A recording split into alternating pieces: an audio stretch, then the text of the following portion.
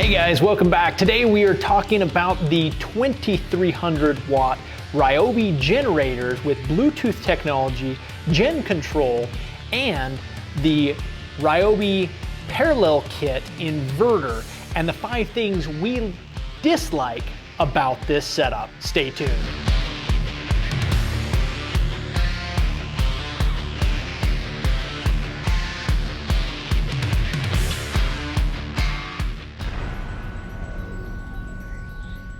All right, guys, number 1 on our list, and this is more of an advisory than a true dislike of the system. It's more just how these smaller engines work. After speaking with some specialists, we learned that these engines really require some stabilizer every time you put in gas.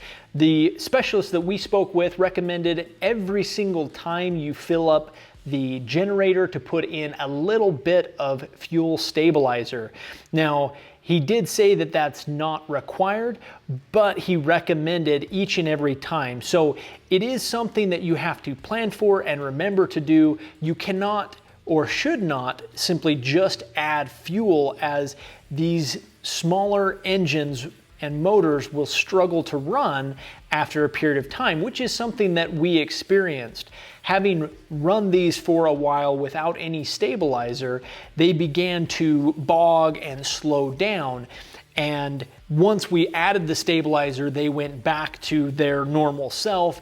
They have the auto idle feature that began working better. So that is the first thing to keep in mind with these generators, is to make sure that you also pick up some fuel stabilizer, because even if they run great for the first year or two, after a while they will start to bog or need some additive to keep these engines running good.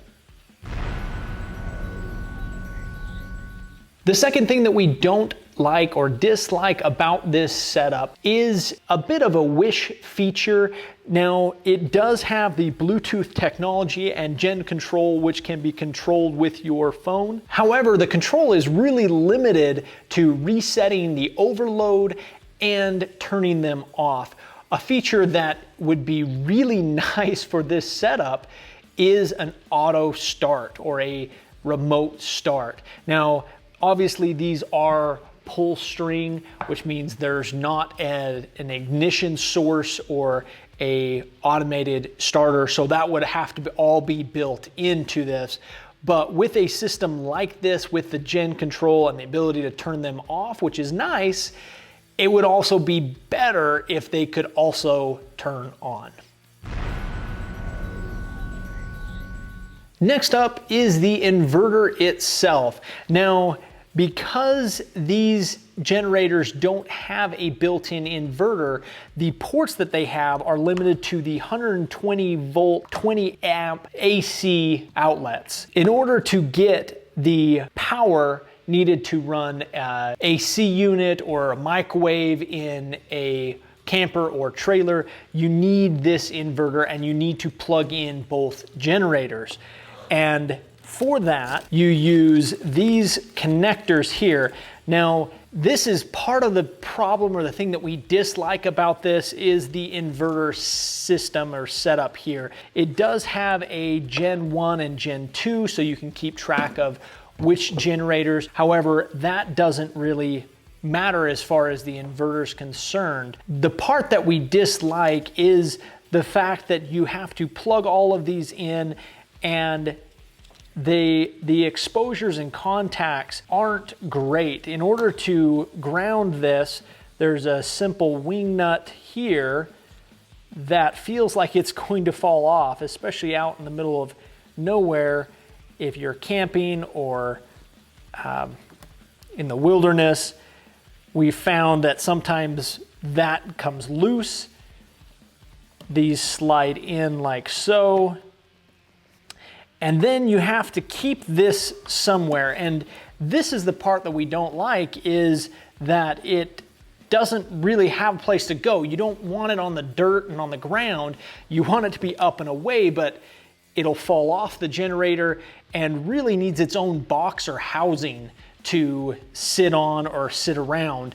and it does have some mounts, or what look like mounts here, and it does have the handle to hold on the back, but there's really just not a good way to keep this out of the elements. It would be nice if it could attach to the generator somehow, or sit so that you could plug in something and keep it off the dirt.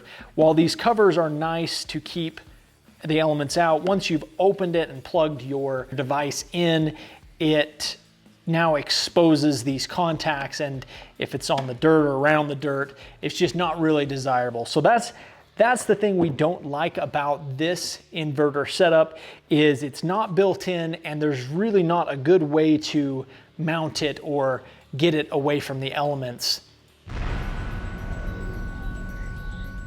The next thing, guys, we don't like about this generator is the telescoping handle on the bottom. While it is nice to have the telescoping handle and the wheels, the placement of the telescoping handle means that it's constantly getting filled with dirt and dust and grime, being that it's on the bottom. Had the telescoping handle been higher or in a different place, it probably would have been less impacted by what's on the ground. We're often seeing it almost useless or very difficult to extend, and opt to just roll it by the top handle, because this handle is just not in a good place to extend and then start rolling. It would just be nice if it was in a different place.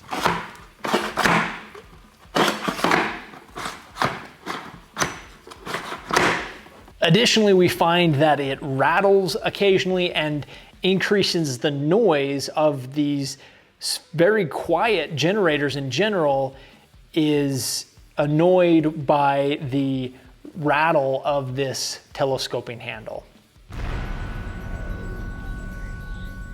All right, guys, the last thing we don't like about these generators is their individual performance. While their output combined through the inverter is really nice, their individual performance seems to lack in comparison to their counterparts. Specifically with the Hondas, the Honda 2000, the older model, seems to outperform this 2300 model on an individual basis, because the run watts is 1800 versus the peak of 2300. So one thing that would be nice is if they could increase the running watts so that it better competed on an individual basis with some of the other counterparts. But again, as a whole, we understand that together, they really provide the maximum performance and do a great job. So again, on an individual basis, we'd like to see it have a higher running watts to compete with some of the other similar generators in the industry. All right, guys, that's our list of the top 5 things we dislike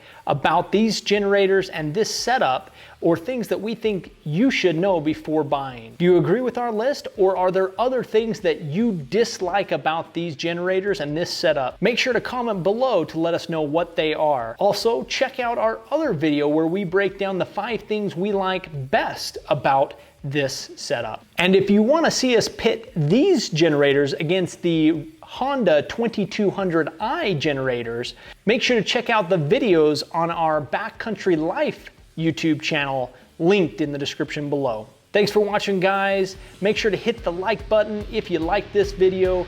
Subscribe if you're into that. Hit the bell icon to be notified each and every time one of our videos goes live. And make sure to comment below to let us know what tool you want to see next. Thanks for watching, guys.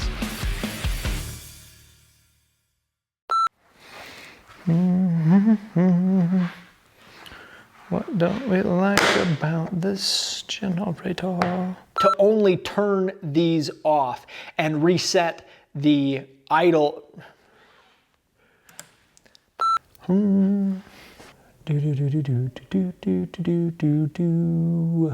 For that,